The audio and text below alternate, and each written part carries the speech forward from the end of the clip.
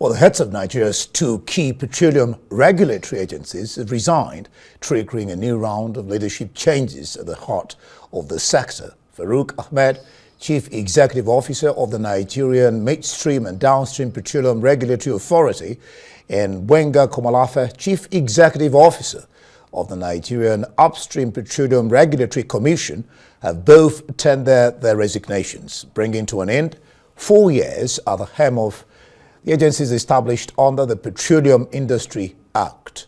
President Bola Ahmed Tinubu has forwarded the names of their proposed replacements for expedited confirmation at the Senate. In recent days, NMDPRA boss Farouk Ahmed faced public allegations of economic sabotage and corruption, including a widely reported petition by Aliko Dangote accusing him of financial impropriety. Well, I have with me in the studio Sumner Sambo, politics editor and director of news. Glad to have you join me. Thank you so much. Interesting, not quite long ago, break back and forth between Ahmed and Dangote. Now, Ahmed has resigned, joined by Komolafe. Komolafe wasn't in the picture initially. Yeah. So what happened here?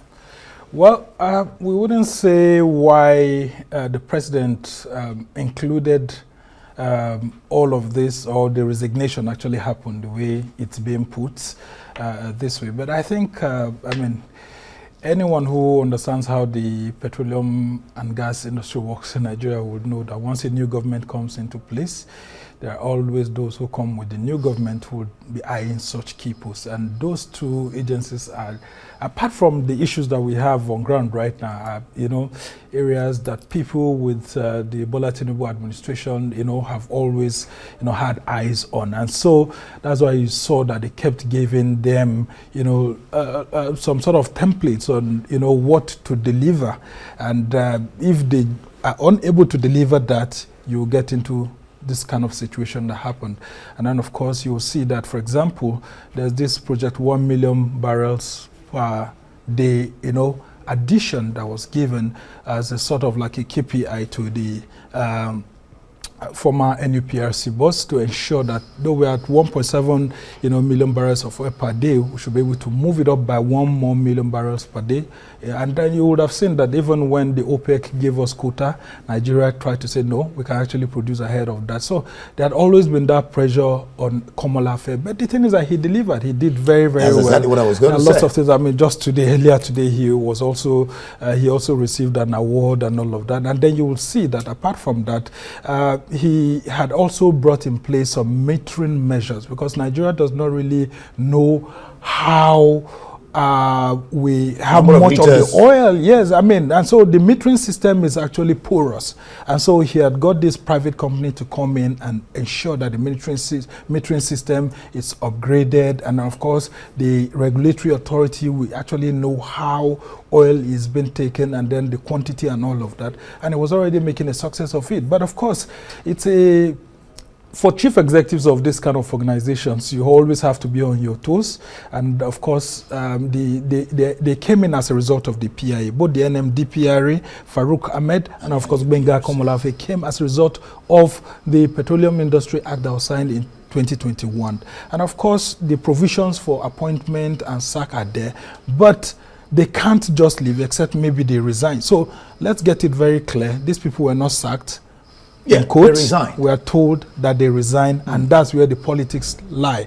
Yes, are they resigning? For example, Farouk Ahmed, is he resigning because of the allegations against him? That was where I was going to even go if he to. does resign, what happens to him based on the allegations by Alhaji Aliko Dangote? And then, of course, the anti-graft agencies are saying that they will take a look into it. So will they just let him go for free? Or was he asked to resign? He could have also been asked to resign, and Gbenga Komolafe was just a victim of the issue.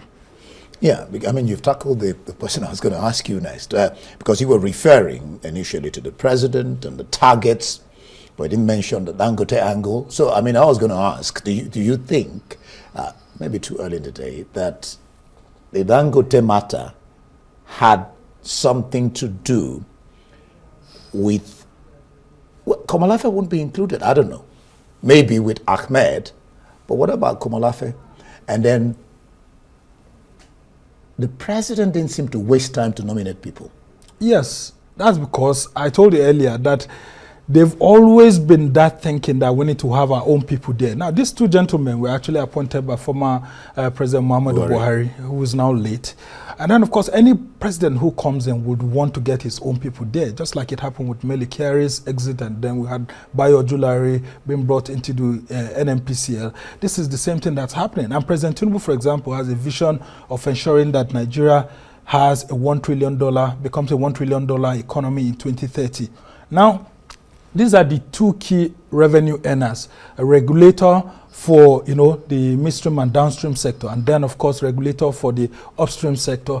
This is where we get majority of our monies from as a country, and so he would want people who align with his vision to actually be there.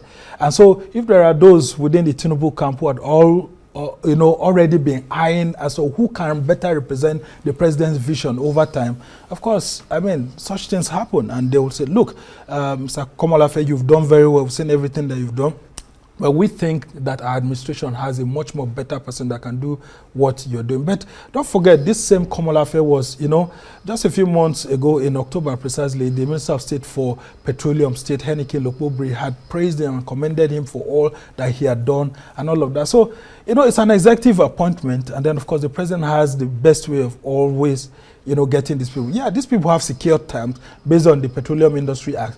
But of course, what if the chief executive decides to resign? You can't say he or she was sacked.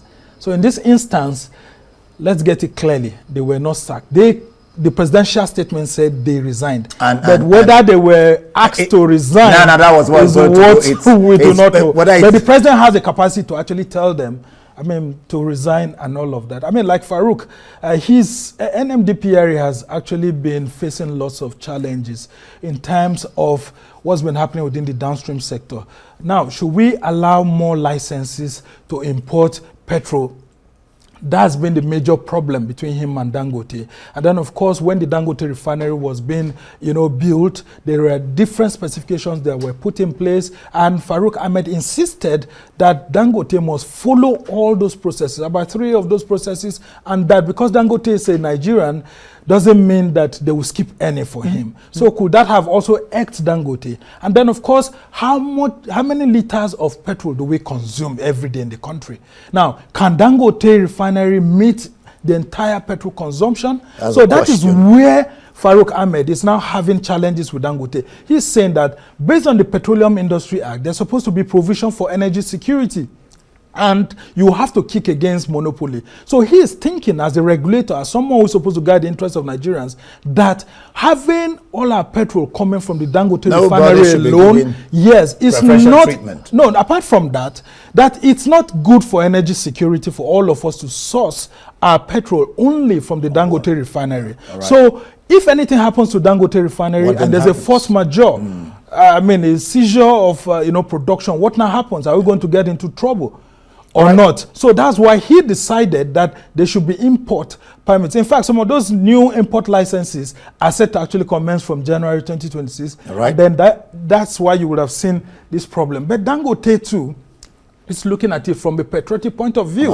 And he's saying, very quickly, he's saying that as someone who has invested these huge amounts of money, the Nigerian government and of course Africa looks up to him to be able to, ensure that he delivers, and he's been doing that, and he's willing to do that, and he has said he's going to scale up the production capacity of his refinery. But unfortunately, this politics has come in, and I think President Tinubu cannot but listen to someone like that, because Dangote is an institution, like Vice President Kashim Shettima said, and is an international citizen. You can't be producing oil and be a local citizen. That's why President Tinubu has to listen to some of the things that have happened and may have led to this resignation. Thank you so much, Sumner Sambo, Politics Editor and Director of News, for your interesting input there on this matter.